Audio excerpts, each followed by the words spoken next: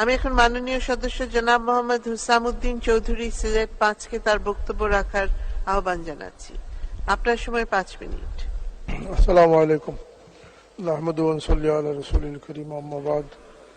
মাননীয় স্পিকার, আপনাকে ধন্যবাদ মহান জাতীয় সংসদে বাজেট অধিবেশনে আমাকে বক্তব্যের সুযোগ দেওয়ার জন্য।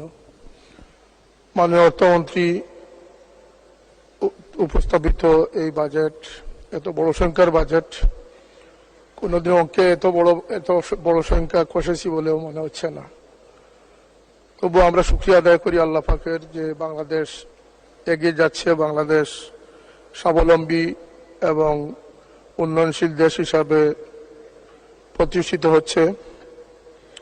মাননীয় প্রধানমন্ত্রী জননেত্রী শেখ হাসিনা তার উন্নয়ন পরিকল্পনা দিয়ে দেশকে স্বনির্ভর এবং পরমুখাপেক্ষিতা থেকে তিনি বাঁচানোর জন্য অনেক উদ্যোগ গ্রহণ করেছেন। তিনি ইতিমধ্যে প্রমাণ করেছেন যে পদ্মা সেতু, বঙ্গবন্ধু টানেল এবং বিমানবন্দরের 3য় টানেল নির্মাণ সহ মেট্রো রেল সহ দৃশ্যমান অনেক উন্নয়নের মাধ্যমে বাংলাদেশ আমরা নিজেরা পারি, এটা তিনি প্রমাণ করেছেন। সেজন্য তার এই উন্নয়ন কর্মকাণ্ডের জন্য তাকে আন্তরিক ধন্যবাদ জানাচ্ছি। আমরা যেহেতু আমাদের সীমিত আয় নিয়ে আমাদের চিন্তা করতে হবে, আমাদের এই প্রায় 8 লক্ষ কোটি টাকার বাজেট যেমন আমাদেরকে আনন্দিত করতেছে, আমাদের এই বাজেটের অধিকাংশ ক্ষেত্রে আমাদের মিসইউজের সম্ভাবনা থেকে যায়। তল্পিবিহীন জুড়িতে আপনি যে কিছুই ডালেন না কেন সেটা থাকে না। তাই মাননীয় স্পিকার, আমাদের এই বাজেট বিষয়ে আমাদের কথা হচ্ছে যে দেশের দুর্নীতিমুক্ত দেশ এবং জনসম্পদ গড়ে মানুষকে, দেশপ্রেমিক মানুষের দ্বারা দেশকে পরিচালনা করার উদ্যোগ গ্রহণ করা খুবই প্রয়োজন। এক্ষেত্রে আমাদের শিক্ষা ব্যবস্থাপনাকে আরো উন্নত করার জোর দাবি জানাচ্ছি। যেখানে মোরালিটি, মানবতা থাকবে না, সেখানে কোনো বড় বাজেট দিয়ে কোনো জাতিকে উন্নয়নশীল জাতি হিসাবে প্রমাণ করা সম্ভব হবে না। ইতিমধ্যে আমরা বুঝতে পেরেছি আমাদের অর্থ সংকটের চেয়ে আমাদের আন্তরিকতার অভাব বেশি রয়েছে। বাংলাদেশে যে বড় অঙ্কের বাজেট বাংলাদেশে নেওয়া হয়েছে, যদি এটা পুঙ্খানুপুঙ্খ রূপে বাস্তবায়িত হয়, এ দেশের জনগণের দুর্ভোগ এবং সমস্যা আসলে থাকবে না বলে আমরা মনে করি। তো সমস্যা হচ্ছে যে আমাদের দেশে যারা দুর্নীতি দমন করবেন তাদেরকে দুর্নীতিমুক্ত করাটাই আমাদের সবচেয়ে বড় চ্যালেঞ্জ হয়ে দাঁড়িয়েছে। কথায় আছে না, আমরা জানি যে কুইনাইন জ্বর সরাবে, কিন্তু কুইনাইন সরাবে কে? আমরা আমাদের কয়েকটি ডিপার্টমেন্টকে যদি আমরা সুপ্রশিক্ষিত করতে না পারি এবং তাদের উপরে যদি আমরা আস্থাশীল হতে না পারি, আমাদের এনবিআর, দুদক, অ্যান্টি কারাপশন, যেগুলো আমাদেরকে নিশ্চয়তা দিবে, যেগুলো আমাদেরকে দেশকে সুরক্ষিত রাখবে, এখানে সরিষার মধ্যে যদি বুথ এসে যায় তাহলে বুথ থামাবেন কি দিয়ে? এই যে হাজার খানেক জনবল, তাদেরকে যদি আমরা দেশপ্রেমিক, আন্তরিক, সুদক্ষ কর্মটা আমরা তৈরি করতে না পারি, আমরা যদি প্রাথমিক শিক্ষক যারা আছেন 1.5-2 লক্ষ শিক্ষককে যদি আমরা আমাদের ফাউন্ডেশন তৈরির জন্য প্রস্তুত করতে না পারি, শিশু বান্ধব করতে না পারি, মানব সম্পদ তৈরির কারিগর বানাতে না পারি, তাহলে আমাদের শিক্ষা ব্যবস্থার ভবিষ্যৎ অত্যন্ত খারাপ হবে, এটাই স্বাভাবিক। বাজেট প্রসঙ্গে আমি যদিও অর্থনীতি পড়েছি, কিন্তু এই বিষয়ে আমি কথা বলে না যে হুজুরের দৌড় মসজিদের দিকে। আমি বাজেট বিষয়ে এমন কিছু বলতে আমি সাহস পাচ্ছি না। এবারের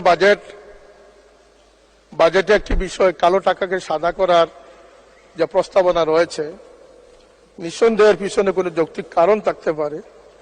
আমার অনুরোধ থাকবে যে এই এই সুযোগে যাতে দুর্নীতি প্রশ্রয় না পায়, দুর্নীতিবাজরা যাতে উৎসাহিত না হয়, এ বিষয়ে সতর্ক থাকা 2 মিনিট।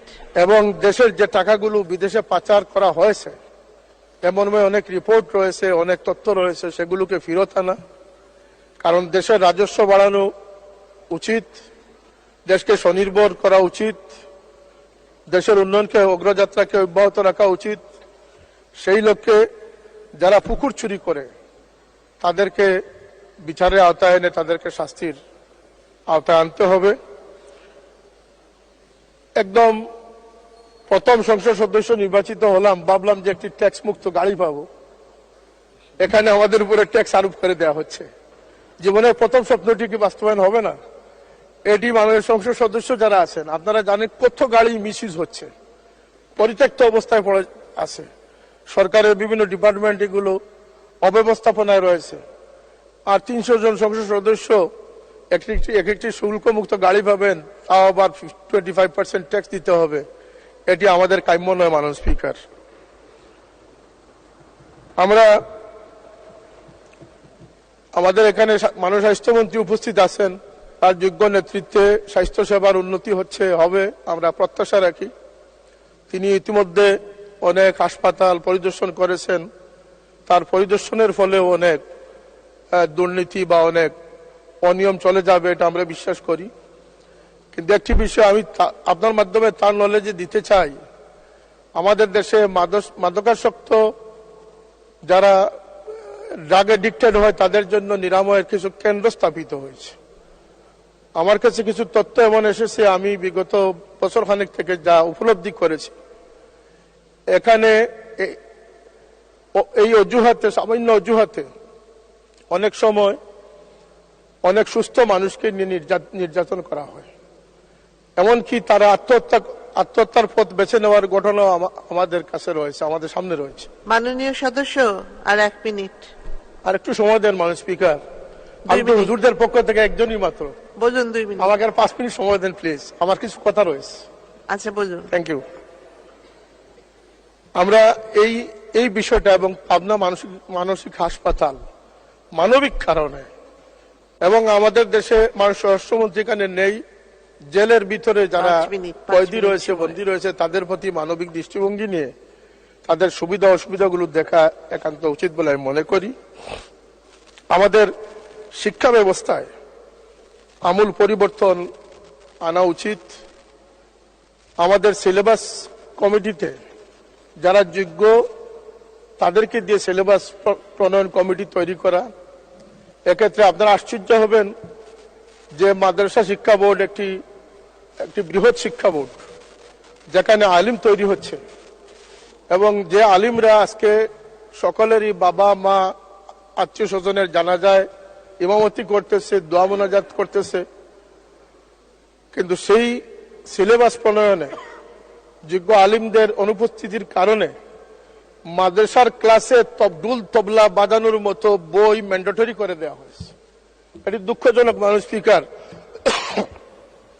আল্লাহ নবী সাল্লাল্লাহু আলাইহি ওয়াসাল্লাম বলেছেন যে আউয়ালু মা তাগান্নাসা ইবলিস, এই বাদ্যযন্ত্র হচ্ছে ইবলিস থেকে প্রতিষ্ঠিত।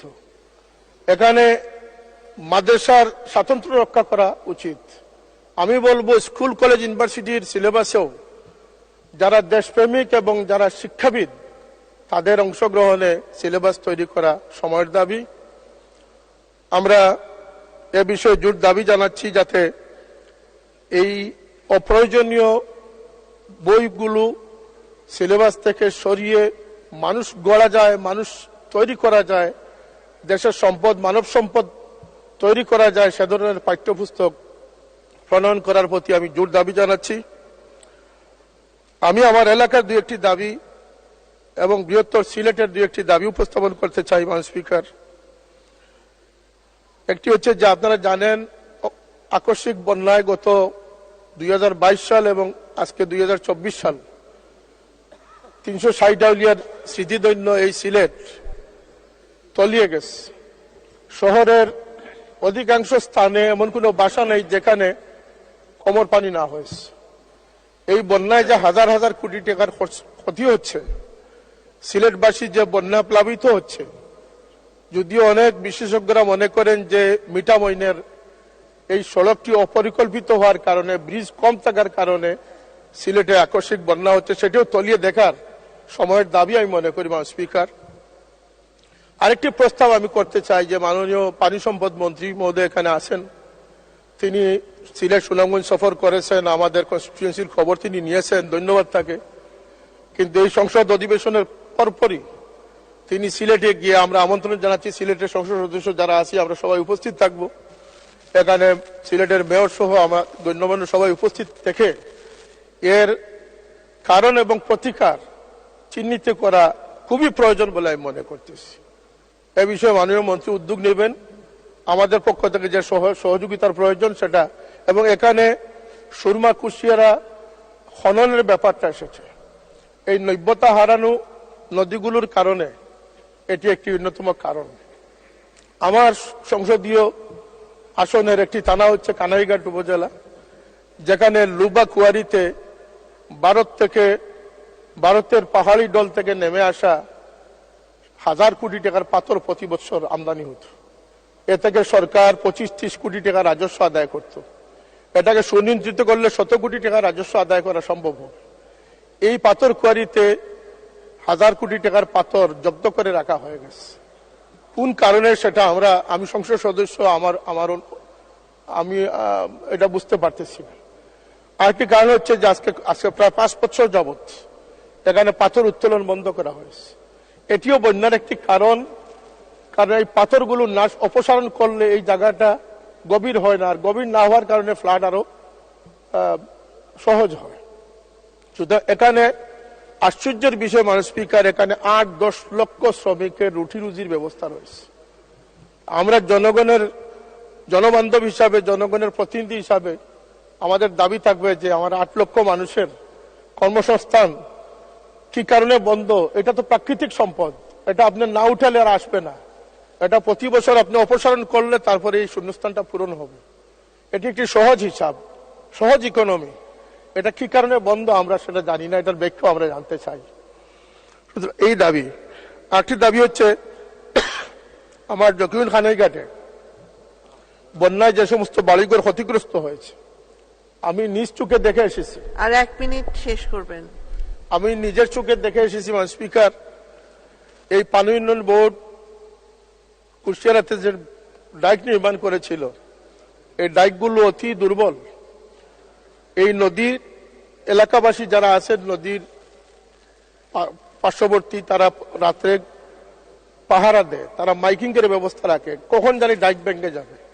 কিছু বাড়িঘর আছে যেগুলোকে নিশ্চিহ্ন করে ফেলেছে, এগুলোকে আমাদের পুনর্বাসন করতে হবে। আমি টিন এবং গড় নির্মাণের জন্য, এই পুনর্বাসনের জন্য বিশেষ বরাদ্দ কামনা করতেছি। আমার শেওলা জকিগঞ্জ রাস্তা এবং সিলেট কানাইঘাট শেখ বুরহানুদ্দিন সড়ক, দুটি সড়ক নিয়ে আমি প্রায় বেহায়ার অবস্থায় চলে গেছি। আমি বারবার এটা সম্পর্কে তাগিদ দিতেছি, কিন্তু জনগণের দুর্ভোগ কমতেছে না। এটিকে আমি অনুরোধ করব যে এটা সড়ক জনপথে নিয়ে, এটা এলজিডি থেকে সড়ক জনপথে নেওয়ার ব্যবস্থা করার জন্য আমি ওদের আহ্বান জানাচ্ছি। মাননীয় স্পিকার, যেহেতু আমার সময় নেই, আমার আর কিছু কথা বলার ছিল, তবুও আমরা আপনাকে অসংখ্য ধন্যবাদ।